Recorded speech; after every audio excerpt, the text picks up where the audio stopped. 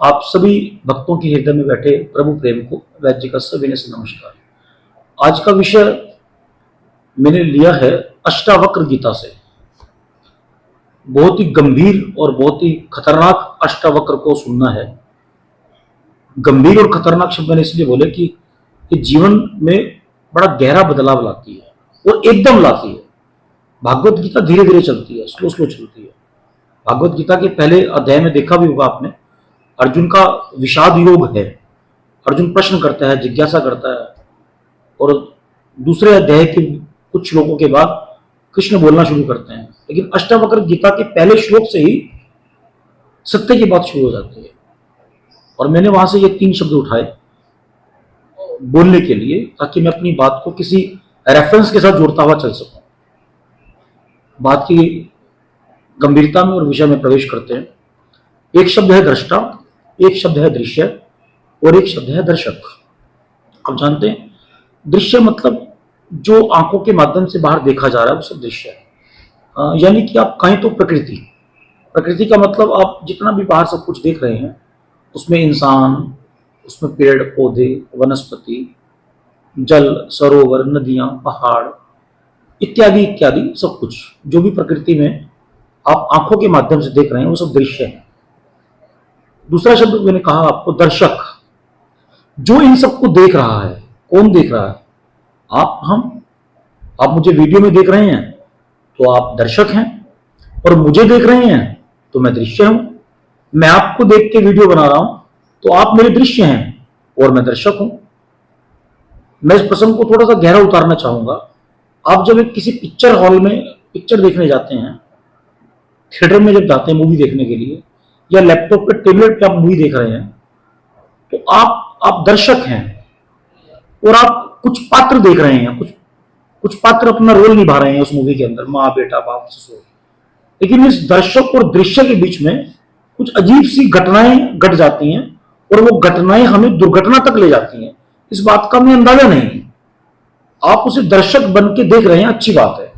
मैं आपसे बात कर रहा हूं दर्शक बन के, लेकिन मैं थोड़ा सा व्यक्तिगत हो गया कि ये जो भैया मुझे देख रहे हैं, ये जो मेरी वीडियो में कमेंट करते हैं, ये मेरी वीडियो में जो लाइक करते हैं, मैं इनसे थोड़ा व्यक्तिगत हो गया हूं। और आप भी कुछ व्यक्तिगत हो गए हैं। आप वैद्य जी की कमेंट में प्रशंसा कर रहे हैं, तो अब आप दर्शक नहीं रहे, अब आप व्यक्तिगत हो गए हैं। अभी आप उस सब्जेक्ट के प्रति, उस दृश्य के प्रति बहुत गंभीर भावना रख रहे हैं। मतलब आप केवल दर्शक नहीं है। अब ये बात कुछ और है, ये मामला कुछ और है। जैसे कि राम को जानना कुछ और है और राम की महिमा जानना कुछ और है। दृश्य को देखना कुछ और है और दृश्य को व्यक्तिगत होकर देखना कुछ और है। हम बहुत जल्दी पर्सनल हो जाते हैं। तो जब आप दर्शक बन के दृश्य को देख रहे हैं और देखते देखते आप पर्सनल हो जाते हैं, तो मतलब आपका जो अहम है, आपका जो मैं है, वो उसके साथ जुड़ गया और अब आप स्वार्थी हो गए। जब आप स्वार्थी हो जाएंगे तो 2 स्थितियां निकल के बाहर आती हैं, एक अनुकूल स्थिति और एक प्रतिकूल स्थिति।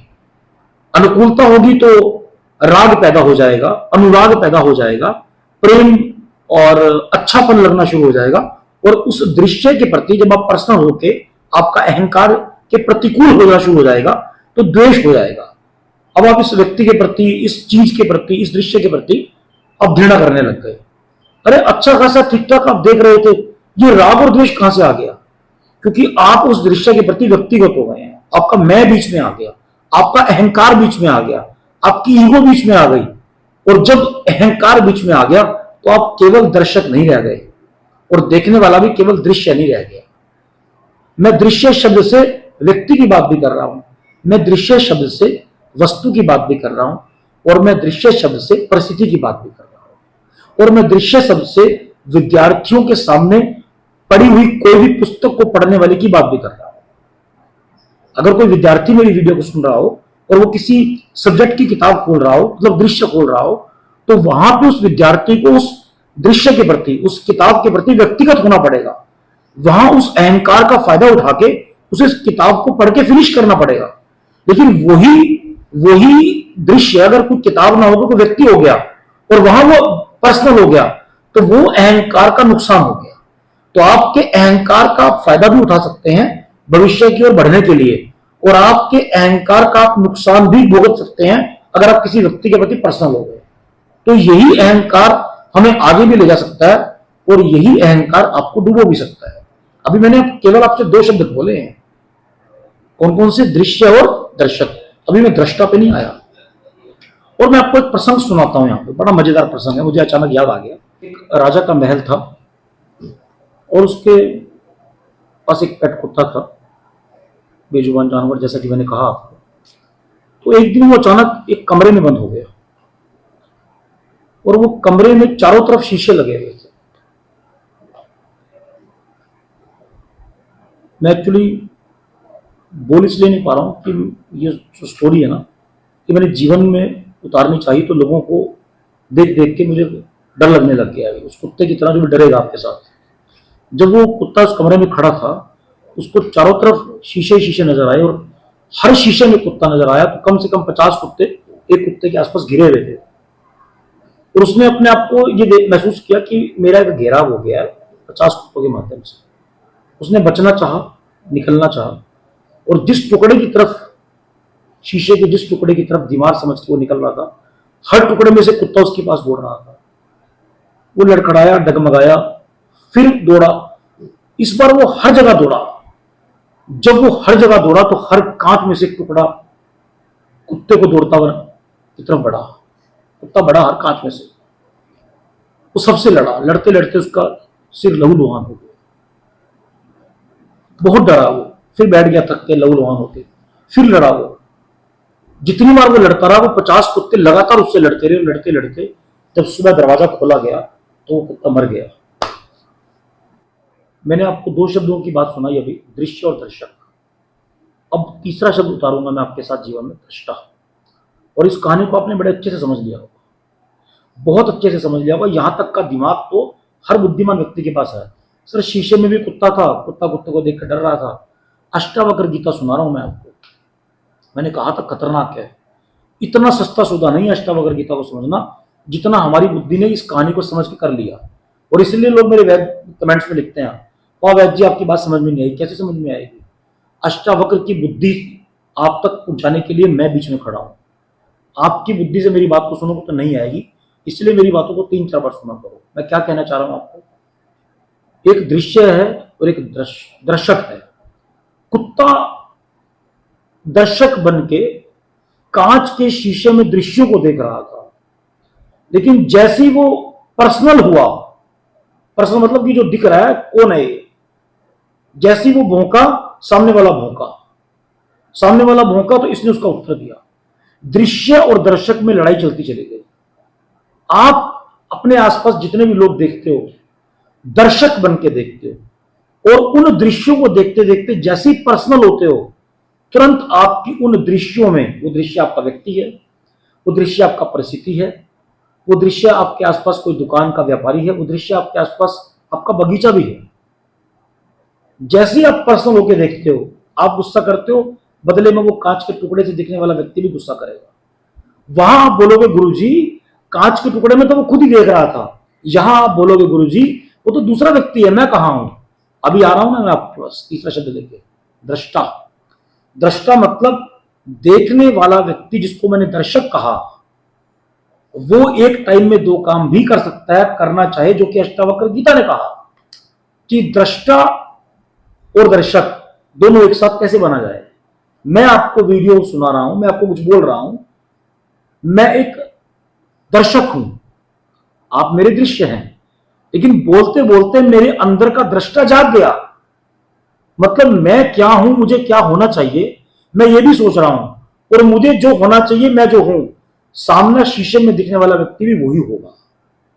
अगर मैं दृष्टा बन के भी बोलूं और दर्शक बन के भी देखूं, तो मैं एक टाइम में 2 काम कर रहा हूं। दृष्टा दर्शक बना तो फिर दर्शक ने दृश्य को देखा। जब दृष्टा बनकर मैंने बोला तो हर शीशे में मैं ही नजर आया। जब हर शीशे में मैं ही नजर आया और मैंने अपने आप को भी देखा, तो मैंने थोड़ा कूल किया अपने आप। मैं दूसरे कुछ और प्रसंग से आपको समझाता हूं। मान लीजिए आप किसी व्यक्ति के सामने बैठे हैं, आप व्यक्ति को दृश्य देख रहे हैं, आप दर्शक बन के देख रहे हैं, इन दोनों के बीच में घटना और घट गई। क्या घट गई? कि दोनों ने एक दूसरे के साथ बात करते करते स्वयं का भी आंकलन किया। आप दूसरे का आंकलन तो करते हैं पर स्वयं का आंकलन करना छोड़ देते हैं। अष्टावक्र कहते हैं कि पहले स्वयं का आंकलन करें और हर वक्त स्वयं का आंकलन करते करते दूसरे के साथ जब बात करोगे तो दूसरा व्यक्ति भी वही हो जाएगा जो आप चाहोगे और दूसरे व्यक्ति में आप स्वयं को देखने लगोगे। तो कोई कुत्ता आपकी तरफ नहीं भौंकेगा क्योंकि हर कुत्ते में आपका स्थान है। इस बात को दृष्टा बन के समझ लिया। दूसरा शब्द किसी व्यक्ति के लिए आप तब बोलोगे जब उसके अंदर आप स्वयं को नहीं देखोगे और स्वयं को ना देखने का कारण केवल एक ही है कि आपने अपने स्वयं के अहम से बात करना बंद कर दिया। मतलब आप अब दो व्यक्ति हो गए, एक को आपके अंदर बैठा अहम और अहम के साथ जुड़ा हुआ आपका ब्रह्म। ये ब्रह्म है, ये अहम है, ब्रह्म अहम और ये तीसरा व्यक्ति जिसको आपने दृश्य बन के देखा। ये तीनों के तीनों एक हो गए। ब्रह्म ने अहम को देखा और फिर ब्रह्म ने अहम के माध्यम से दूसरे को देखा। तो ये और ये दोनों मिलकर क्या बन गए? ब्रह्म। तो इस ब्रह्म ने दूसरे व्यक्ति के ब्रह्म को देखा और दोनों ही ब्रह्म एक हो गए। अब ये जो बीच का तार था ये टूट गया और अंदर के तार मिल गए।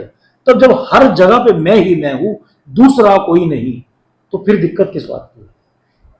इसी को शास्त्र ने लिखा, आत्मवत प्रतिकूलानी प्रयक्तम न परितोषिए, कि इस दुनिया में भाई दूसरा कोई नहीं है, मैं ही हूं।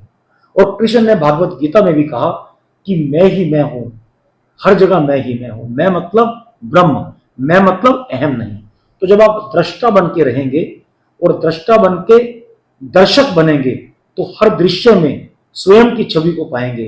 तो ना आपको अनुकूलता होगी, ना आपको प्रतिकूलता होगी, ना आपको राग होगा और ना आपको द्वेष होगा। मैं बस भजन की 2 लाइनों के माध्यम से अपनी बात को पूरा करूंगा। गुरुदेव दया करके मुझको अपना लेना, मैं शरण पड़ा तेरी चरणों में जगा देना।